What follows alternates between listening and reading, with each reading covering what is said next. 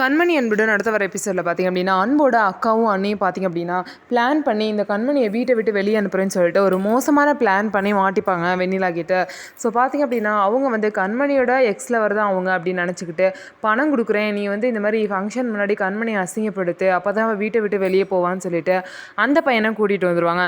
அவனும் அவங்க சொன்ன மாதிரியே வந்து நடிப்பாங்க. ஆனால் கண்மணி வந்து இந்த மாதிரி தப்பு செஞ்சிருப்பா அப்படின்னு சொல்லிட்டு அன்பு வந்து நம்பவே மாட்டாங்க. ஆனால் பாட்டி பார்த்திங்க அப்படின்னா அவளே அமைதியாக இருக்கா, உனக்கு என்ன, இந்த மாதிரி தப்பு பண்ணாமல் வீட்டிலே இருக்கக்கூடாது அப்படின்னு சொல்லிட்டு கண்மணியை வீட்டை விட்டு அனுப்புறதுலேயே இருப்பாங்க. இதுக்கு மேலே நம்ம பொறுமையாக இருக்கக்கூடாது அப்படின்னு சொல்லிட்டு பவித்ரா பார்த்திங்க அப்படின்னா எல்லாரும் அமைதியாக இருங்க அப்படின்னு சொல்லிட்டு பார்த்திங்க அப்படின்னா நான் தான் வந்து அந்த பையனை வந்து கல்யாணத்துக்கு முன்னாடி லவ் பண்ணேன் அப்படிங்கிற எல்லா விஷயத்தையும் எல்லா உண்மையும் எல்லாரும் முன்னாடி சொல்லி கண்மணியை வந்து காப்பாற்றிடுவாங்க. அது மட்டும் இல்லாமல் இவ்வளோ பெரிய பிரச்சனை வந்து என்னை காப்பாற்றணும்னு சொல்லிட்டு நீங்கள் பழைய ஏற்றுக்கிறீங்களேக்கா அப்படின்னு சொல்லிட்டு கண்மணிக்கு வந்து நன்றி சொல்லுவாங்க. இதுக்கப்புறம் தான் கண்மணி மேலே எந்த தப்பும் இல்லை அப்படின்னு சொல்லிட்டு எல்லாருக்கும் தெரிய வந்துருச்சு.